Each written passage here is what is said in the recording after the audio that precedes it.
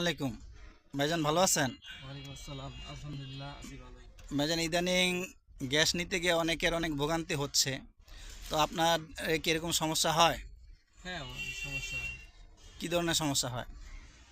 এক ২-৩ ঘন্টা বয়ে থাকি, ২ ঘন্টা বয়ে থাকি। মনে করেন যে ৬০০ টাকা ৫০০ টাকার গ্যাস ঢুকে, মনে করেন যে ২৫০ টাকা গ্যাস পুড়া যায়। সিরিয়ালে থাকতে থাকতে ২ ঘন্টা ২.৫ ঘন্টা লেগে যায় আমাকে গ্যাস নিতে পারলে। মানে যে এক সিরিয়ালে মনে করেন যে ১-১৫০ গাড়ি থাকে।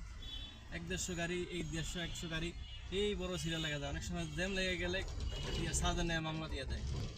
আমরা সবসময় অনেক প্রেশারে থাকি, সবসময় কষ্ট থাকি, কিন্তু এই কারণেই যে বেশিরভাগই আমাদের সমস্যা হয়। আর এই সমস্যার সমাধানের উপায় কি? সমস্যা সমাধানের উপায় একমাত্র আছে, যদি ২৪ ঘন্টা গ্যাস পাম্প খোলা রাখা হয়, তাহলে এত জ্যাম হবে না। সবাই তার সবসময় নিতে পারবে, তাহলে আর এত হবে না, তো সিরিয়াল লাগবে না বা একটা সমস্যা হবে না। সরকারে কি পদক্ষেপ নিতে পারে? সরকারের কাছে অনুরোধ একটাই, যে সরকার ২৪ ঘন্টা গ্যাস পাম্প খোলা রাখার জন্য।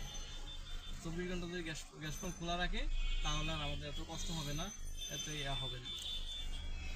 এটাই আর কি সরকারের কাছে। ওকে, ধন্যবাদ ভাই।